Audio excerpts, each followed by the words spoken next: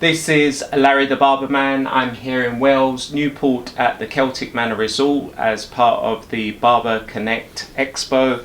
I'm here with a gentleman, an extraordinary gentleman called James Williams. James Williams was voted Best Barber in Wales 2015, Best Hairstylist of the Year. James is also a helpful person within barbering for children on the autistic spectrum. James is doing massive things to bridge the gap between the lack of knowledge with barbers and cutting children on the autistic spectrum. So I'm here today just to find out a little bit about James's journey, get some helpful hints and tips to help barbers cut these children. So James, as you know, I just have a standard question. I ask people where and when they started in barbering. Before you actually get into your story, I'd just like to get a little bit of background about yourself. So tell me how and when you got into barbering and what was your inspiration and motivation? Right, I say I started out, when I was 17 years of age. I say I really didn't have a clue what I wanted to do in the beginning, but my mother got me into it. She thought I had a really creative side into with obviously I was good at art and stuff like that.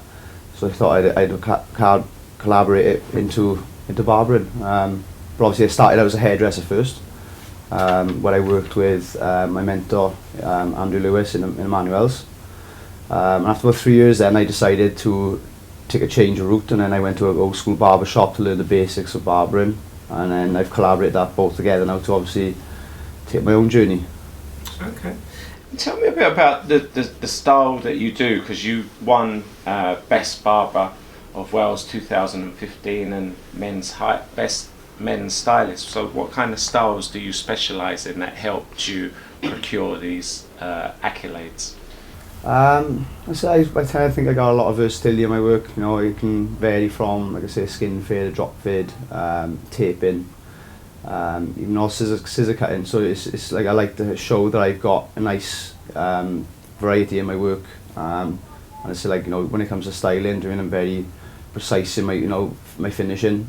Because obviously I want to make sure like the finished product is very key in my job. So yeah, I think that's why it works. Okay, so not only have you blown up for your skill set and your cutting ability, but also you're heavily involved with cutting children on an autistic spectrum. Mm-hmm. Tell me how you actually got involved in this, because you didn't actually have any formal training or any experience of sorts with these type of children. So tell me how you got into it. Right. I say it started out well before, obviously, when I worked with Mason. But I had I had a couple of kids come to me in the past. Obviously, been diagnosed with the autism. And I just used my own natural instincts, which I thought were right. Just to work around the child and find out where it is, what suited him best. So yeah, really. It was just all about trying to find out a certain niche you got to have with the kids. So I had one boy. He had a massive fear, obviously, going around his ears, and he'd always used to put cups around him because he obviously didn't like the feel of like a scissors or a clipper. And I would try and show different methods, which I thought would ease him. So I would do it on myself, and obviously just wouldn't even open up the scissors. I'd just put them around, just touching on his ears. And eventually, it came over a process, and he just, he learned his trust in me, and when you get past that, it's a great feeling. And obviously, when met Mason, obviously his parents got recommended to me, and obviously I spent 4 months I think with Mason before I gave him his first real proper haircut.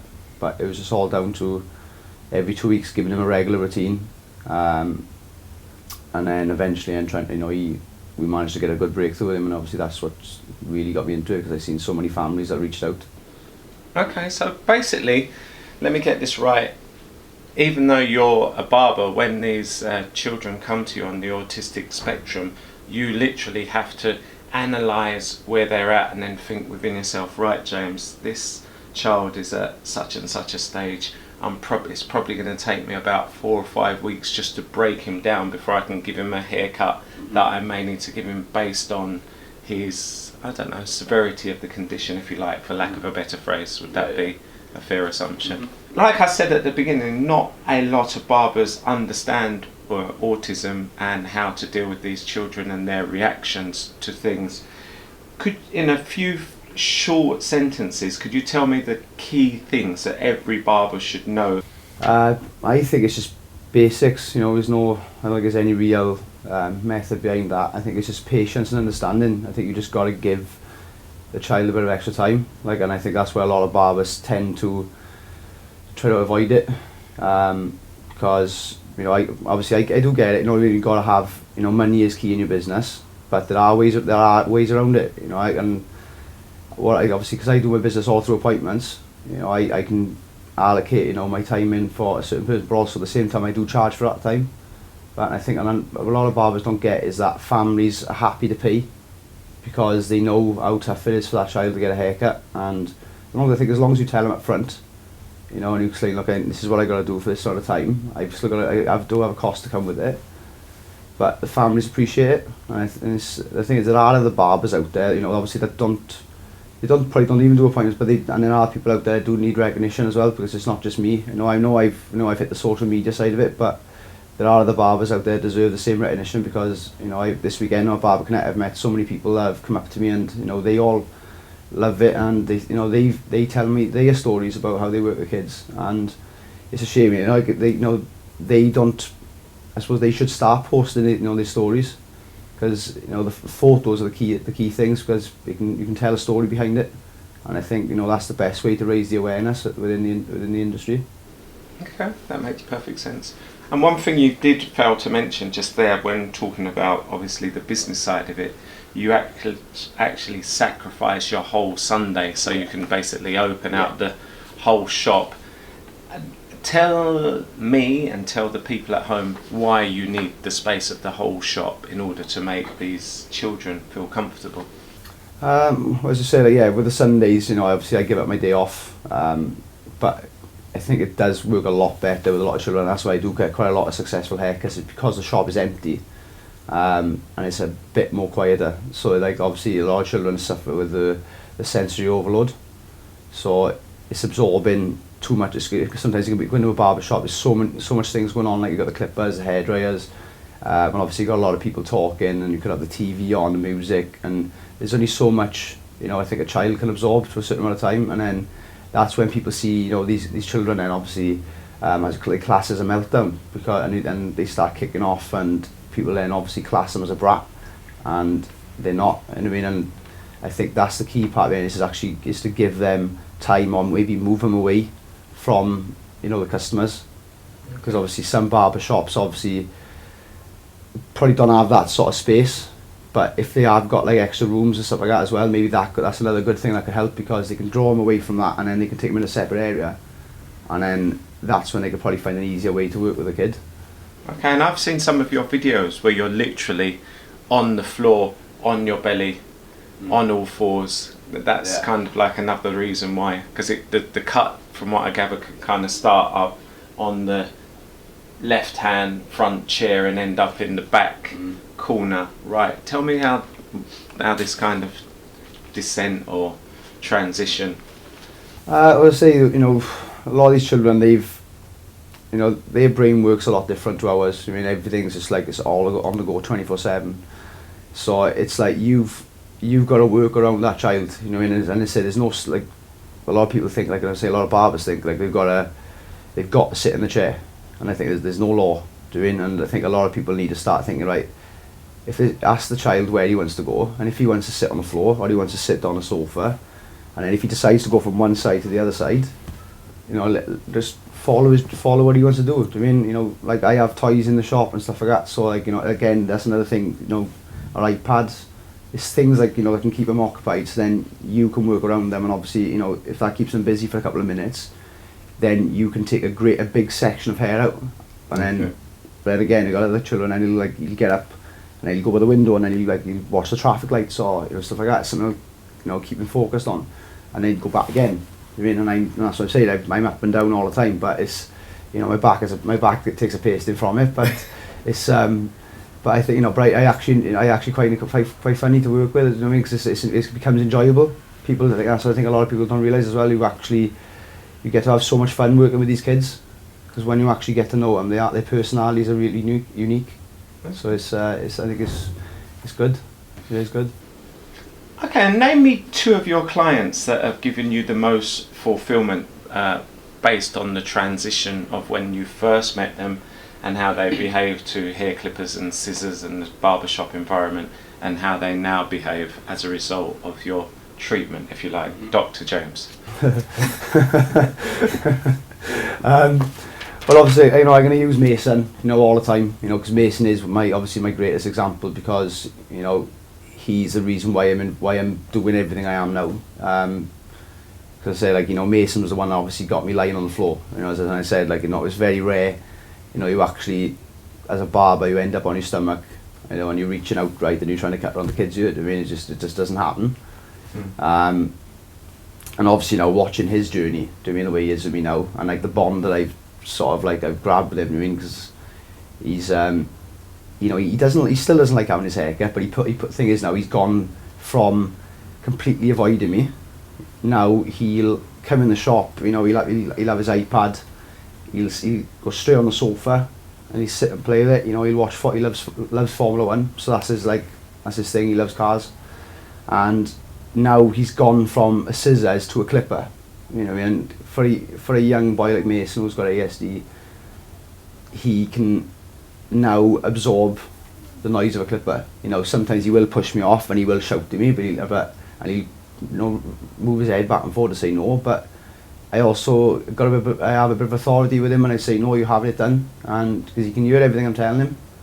So now once he's in, the first couple of minutes are quite tough, but then once you get around it, he just switches off. And now it's like, I love the fact how, you know, he's, you know, within, you know, 7 months now, I think it is with him, he comes into my shop now on a regular day. He doesn't even need he doesn't need an hour appointment. He can have a half-hour slot just like anyone else.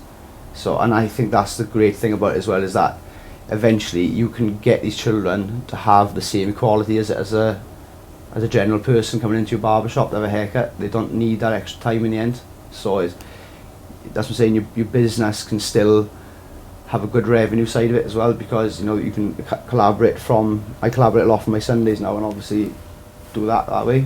So yeah, Mason's, like, you know, he's incredible, you know, and I really appreciate, like, you know, the support I've had from his family, you know, Deneen and Jamie. They've done, you know, I run anything by them, anything I'm going to push out, and they're quite happy to let it go to me, because, you know, they can see, you know, how much of a it's such a hidden awareness that needs to be recognised. So yeah, so Mason's my first, you know, and then there's a boy I got now as Connor. He's a lot older. He's 20 years of age, completely non-verbal. He was absolutely terrified. I mean, you know, I've only seen him terrified. You know, they call it, like, I call it the classic Hmong strength, as they call it. You know, because it's like they could easily just push you away, and you could go flying across the room. Do you know what I mean? It's like it can get quite intimidating, but you've got to. I think you still got to affront it. Don't show them you're scared, because they'll sense it. And the first thing I did with Connor was, when we sat him down on the sofa, I didn't even go near him with the scissors. I just sat with him for about 20 minutes, just trying to show him that I'm going to be his friend, and I'm not gonna scare him. And then I'd bring out my scissors, and then, you know, the first sight of them, as soon as you see him, like, you know, he literally just go like this, he'd jump out of the chair, he'd get really frightened, and he had to have his 2 carers with him to obviously, like, you know, keep him calm. And you could actually see, like, how, you know, it's holding his carer's hand, you could see the strength he was putting in, because that's how much, you know, he was that intimidated by it. And then I spent about another 20 minutes with them, obviously just, like, showing techniques on my head. And again, it's very similar, like, with Mason. Like I say, you know, he can understand everything, you know, that I'm telling him. And then I obviously, in the end, I let him use my hand as a guidance, so I give him the control of my scissors. Do you mean? So it was like, so he could choose then where he wanted to put it. Do you mean? So it's not as if I'm coming at him with it. And then eventually, then he would tell me through obviously like sign language, you know, so he'd pat her to say, yeah, yes, that's okay. And then eventually, on that day, you know, he let me just do it on the first day, you know, and, you know, that for me was, you know, amazing breakthrough, because, you know, they've said, like, no one's been able to do it. Okay, so it's fair to say you're kind of using your natural instinct and barbering to temporarily take these kids off of the autistic spectrum whilst they're in your shop. So that is, you know, a near-on miracle. So I salute you for that achievement, James. So, I mean, after listening to all your accounts in dealing with children on the autistic spectrum, when will you be providing some courses to other barbers that don't understand at all where these kids are coming from?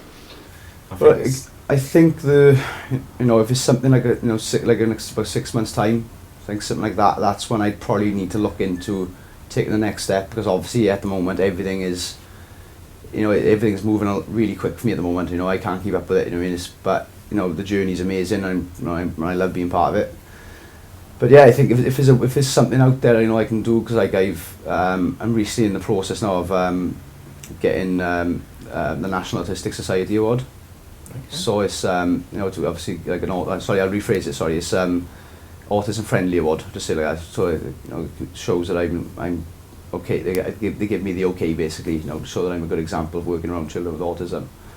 So I think if we could find a way to bring that into, obviously with the courses, that if we can get, obviously if I can get the funding all that for it as well, and then we can just actually hand out those type of certificates to barbers and actually say like, yeah, you know, they've got the okay for it as well. Okay. They're actually calling you over to America to an event called Be Groomed, to give some form of education. What are you going to be doing there exactly? Basically very similar to, like, you know, what I've just talked about. It's going to be about how we can increase your revenue but still work around children with special needs.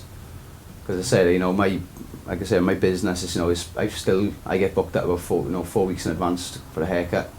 And you know, I still manage to obviously say fit in the children who are on the special needs criteria, and it doesn't affect anything. So my business can actually work around, you know, everyone, you know, and it's an even balance. So, and I think that's what that course out there is. That class is going to be, is I'm going to be taking through demonstrations, like, you know, obviously I got, you know, photos on my 10 techniques that I think that you know, are the best that I use, which I will put up on a screen and stuff like that, and then I will talk through each step of the reason behind why I do it this way, you know, etc., etc.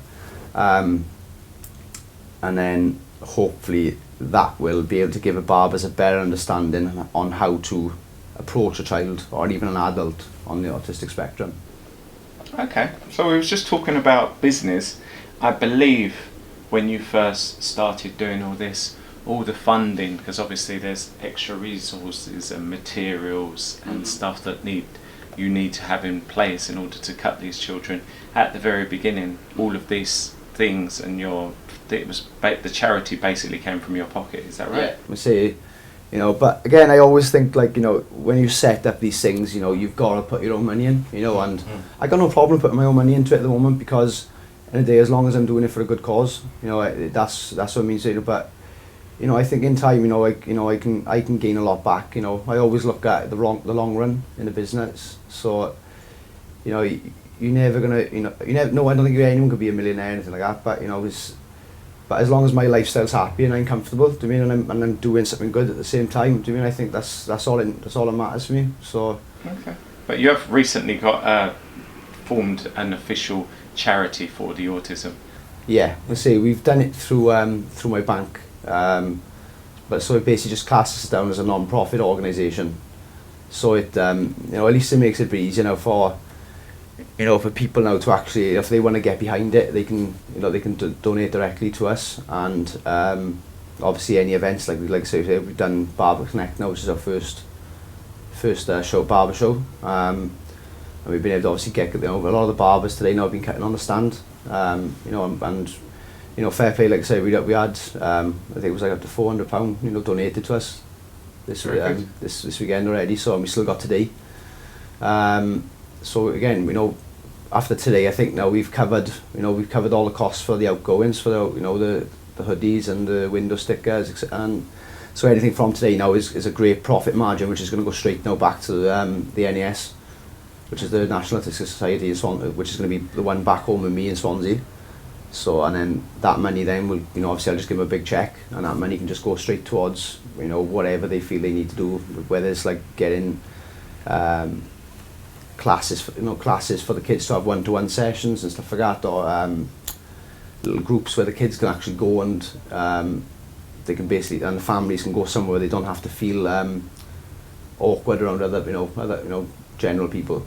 So I think that's a good way, I think, for families, because it's very rare, they find it so hard to take their child to a general, they can't take them to a play area because obviously there's so much going on, it just doesn't work. Okay, and let's say that there was other barbers out there that wanted to donate their time or get involved. Where could they contact you, or how could they become involved? Well, we got obviously we got the Facebook for the Autism Barbers Assemble, so that's probably one of the great ways to obviously contact, because it's a direct message straight to me, and obviously I'm always happy to to give up my time if people really want to get involved. I mean, because I've had quite a lot of people contacting me, but it's at the moment I think it's trying to work out who really wants to be involved in it, because it's great, like I say, we all love, showcasing, like we're all there today, cutting on the stand and, showing off our skills, but it's not just about that, it's about getting the barbers behind it, because like I said, I got another event now which is going to go up in August now up in Scotland, and, we're actually going to try and plan to cut autistic children, so the aim is to get a couple of barbers to come with me, genuinely want to get involved, and we are going to go out and we're actually going to do the real stuff, like we're going to get the website's it's obviously in process now to get set up, so people can actually start booking their children in, and then we can actually start then going out with these kids and actually give them a haircut, and then I think that's the best way to again to raise another awareness. Okay, perfect. And these products, the hoodies and the stickers and so forth, if someone wanted to help maybe by purchasing the hoodies or the stickers, the autistic friendly stickers, where could they go for that exactly? Well, I'm so obviously at the moment a lot of stuff is very new to me, so obviously I'm trying to find out how can I set up like an online shopping website so people can actually just buy them directly off that, because obviously at the moment people have only been obviously today was the first proper launch for, like, obviously we've done the window stickers, which I think are the best way to approach it, because it shows for every sticker we sell they can put that in their shop, and then a family can look out for a logo, and then obviously that's a great way to say, right, we can say, right, if your child has autism, you can look out for a logo and then come to us. So I think that's my next phase now, is finding out how I can set up the online shop. But obviously, it's very new to me, so I just need to find out the right people who can help me set it up, and then I can just crack on. Okay, James, thank you very much for this interview. It's been a wealth of information for me, and I'm sure everyone who's watching this will find that to be the case as well. And I wish you every success with your charity, and keep up the great work. You're doing remarkable things for the barbering industry. You're opening us up. You're a doctor and a consultant, and so much more like a barber was back in the olden days. So carry on the great work. Thank you. Thanks a lot. Appreciate it.